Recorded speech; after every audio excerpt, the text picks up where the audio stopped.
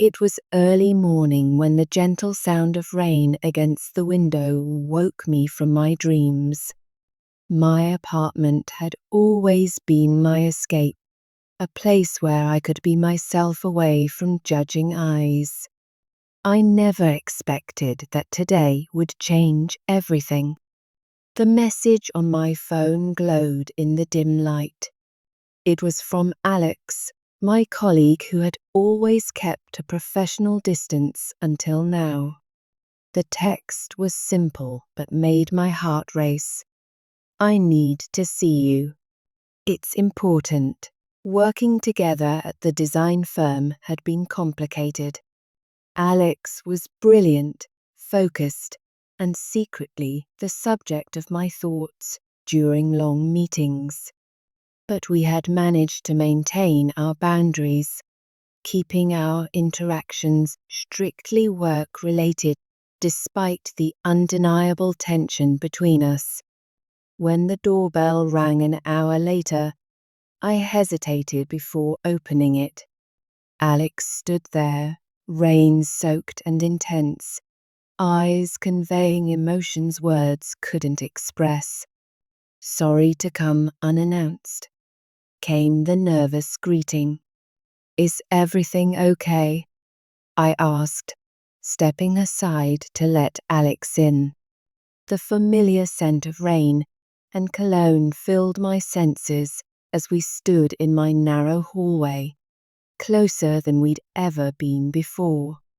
"I couldn't wait until Monday," Alex said, voice barely above a whisper. "The company is transferring me to the London office next week. I had to tell you in person." The news hit me like a physical blow. "London? That's... Congratulations," I managed, though my voice betrayed my true feelings. Alex moved closer, our eyes locked in a moment of silent communication. "That's not all I came to say." The tension between us grew electric, years of unspoken feelings suddenly demanding acknowledgement.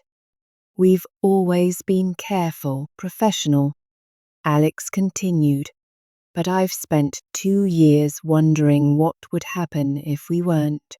My pulse quickened as Alex's hand gently touched mine. "We shouldn't," I whispered, though every part of me wanted the opposite. "I know," came the reply. "But before I leave, I needed you to know how I feel."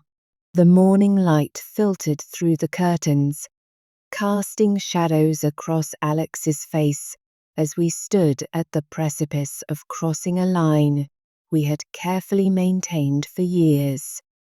The attraction between us had always been there, simmering beneath the surface of every interaction, every accidental touch, every lingering glance across the conference room.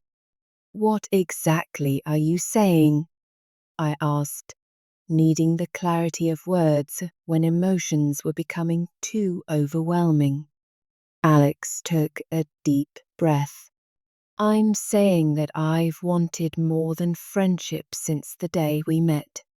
And now that I'm leaving, I can't bear the thought of never knowing if you felt the same." My mind raced with conflicting thoughts, the professional boundaries we'd established, the complications that could arise, the regret we might feel. But beneath all that rational thinking was something more powerful, something that had been growing despite my best efforts to ignore it. "This is complicated," I said finally, creating a small space between us. "We work together. There are consequences." "Not anymore," Alex replied. "After next week, we won't be colleagues. The only thing stopping us then would be fear." The word lingered between us. Fear. Wasn't that what had held us back all this time? Fear of rejection, of ruining a friendship, of workplace drama. But with Alex leaving, those reasons were dissolving before my eyes. What happens if we cross this line? I asked, voice trembling slightly. What happens when you're in London and I'm still here? Alex's eyes softened. I don't have all the answers, but I know that I'll regret it forever if I get on that plane without telling you how I feel, without asking if there's any chance for us. The confession hung in the air between us, vulnerable and honest in a way that made my carefully constructed walls begin to crumble. This moment would define everything that came after, one decision that could change the course of both our lives. I took a step closer, closing the distance between us. I've been fighting this for so long, I admitted, my voice barely audible over the rain. Every project meeting, every late night at the office, every time you brought me coffee just the way I like it. I kept telling myself it was nothing. Alex's eyes never left mine. Was it nothing? No, I whispered. It was everything. The tension in the room shifted, becoming something deeper, more intense. Alex's hand reached up to gently touch my cheek, a gesture so intimate it made my breath catch. I've imagined this moment so many times, Alex confessed, but now that it's here, I'm terrified of ruining what we have. I leaned into the touch, my eyes closing briefly. What exactly do we have, Alex? 2 years of pretending we don't feel what we both clearly feel. A small smile played at the corners of Alex's mouth. When you put it that way. The rain intensified outside, creating a cocoon around us, as if the world beyond my apartment had ceased to exist. It was just us now, standing on the edge of something that could either be wonderful or disastrous. London isn't the end of the world, Alex said softly. There are planes, video calls. If this is real, if we want it badly enough, is that what you want? I asked, vulnerability making my voice shake. To try and make something work across continents. Instead of answering with words, Alex leaned forward, hesitating just inches from my lips, a question, an invitation, a chance for me to pull away. But I didn't want to pull away. Not anymore. When our lips finally met, it was like the culmination of 2 years of hidden glances and carefully maintained distance. Soft at first, then deeper, more urgent, as if making up for lost time. My hands found their way to Alex's rain-dampened hair, pulling closer as the kiss intensified. We should talk about this, I murmured against Alex's lips, even as I pulled us toward the living room, unwilling to break the contact we'd denied ourselves for so long. We will, Alex promised, following willingly. But I've waited 2 years to hold you like this. Can we just have this moment first? We settled on the couch, the rain creating a rhythmic backdrop to our newfound closeness. Alex's arm wrapped around me as I rested my head on a strong shoulder, feeling a contentment I hadn't experienced in years.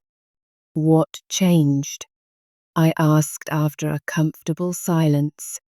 Why now, after all this time? Alex's fingers traced patterns on my arm, sending shivers across my skin.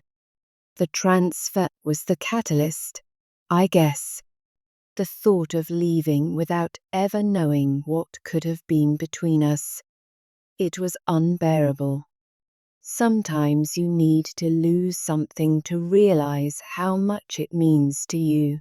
And what do I mean to you?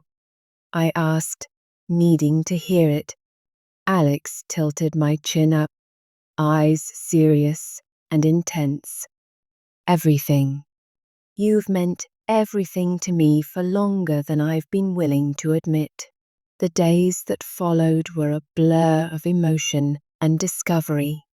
We made the most of the time we had left, stealing moments between work commitments, learning each other in ways we'd only dreamed of before.